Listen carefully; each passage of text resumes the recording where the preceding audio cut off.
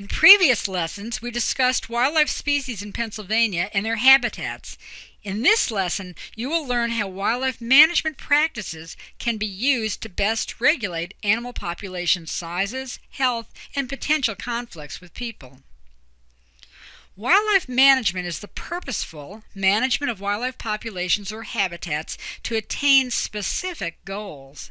It includes the application of ecological principles to manipulate habitats or populations for those goals. Let's consider this definition a little more closely. Wildlife management is for a specific goal. If you harvest timber in your woodlot or most sections of your grassy fields, you will definitely influence wildlife, but it won't be managing for wildlife conservation unless you have a goal and then manipulate the habitat in a way to achieve that goal. Wildlife management can have many possible goals. One important aim might be improving habitat quality for rare species, such as the Indiana bat seen here. Another goal of wildlife management could be reducing the numbers of a problem species, like the black bear in this slide. Or managing the population and harvest of a game species could be another aim of wildlife management. The important point is that there is a goal, and the method to obtain that goal is based on knowledge of ecological principles, for example, how species composition changes with succession. Science is then the basis for informed decision-making. Wildlife management includes managing both animals and habitat. Managing people can be another integral part of wildlife management because people and societal values determine the goals and objectives of management. One very important point to understand is that wildlife is a public resource. It belongs to all of us. It is held in public trust and managed and regulated at the state and federal level. Wildlife is not owned by the landowner whose property it might be found on, nor is it owned by state or federal wildlife agencies. Instead, wildlife belongs to all of us. This is a major difference from how wildlife is managed in many other countries and is an important part of the North American model of wildlife conservation. Although landowners do not own the wildlife found on their property, they can certainly regulate access to their property and the wildlife found there through trespass laws. Many wildlife agencies work with landowners to provide incentives for public access. Habitat management is the most common way to manage for wildlife. Habitat management often involves manipulating different forest successional stages by either harvesting trees to move succession to an earlier stage or planting trees and shrubs to move it towards later stages. For example, harvesting mature trees can result in an increase in the amount of early successional habitat due to decreased competition for resources such as space, light, water, and nutrients. An example of managing forest succession for a goal is the Young Forest Project, a region-wide project designed to benefit uncommon species such as the wood turtle, the golden-winged warbler, and the American woodcock. All animals that have declined in number as the amount of young forest in the eastern U.S. has declined. The shoots and sprouts of young trees that spring up following a timber harvest or the shrubs, saplings, and thickets that grow out of an old field provide important cover and food sources for these species. Habitat management can also include activities like managing nesting sites by providing nest boxes. This has been a successful strategy for the eastern bluebird because people have removed older cavity trees from the open habitats that bluebirds prefer. Suitable nest sites can limit the number of bluebirds in an area. In addition, many other species that nest in tree cavities, including the European starling, house sparrow, and tree sparrow, compete with bluebirds for the limited natural nesting cavities available. Nest boxes can help bluebirds thrive, along with management practices like maintaining open clearings, planting fruiting shrubs, and limiting the use of pesticides in bluebird management areas.